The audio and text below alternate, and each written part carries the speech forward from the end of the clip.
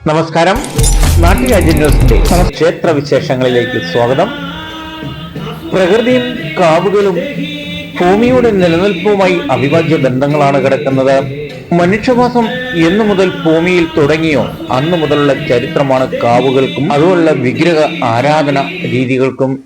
കോട്ടയം ജില്ലയിൽ പാല കടുത്തുരുത്തിയിൽ കുമ്മണ്ണൂർ നടക്കാംകുന്ന് ഭഗവതി ക്ഷേത്രം ഇതിന്റെ പൗരാണിക രീതികൾ ഇതിനെല്ലാം ഉദാഹരണമാണ്. പൗരാണിക നിലനിർത്തിക്കൊണ്ട് തന്നെയാണ് ഈ ക്ഷേത്രത്തിന്റെ നവീകരണ പ്രവർത്തനങ്ങൾ എന്നുള്ളത്.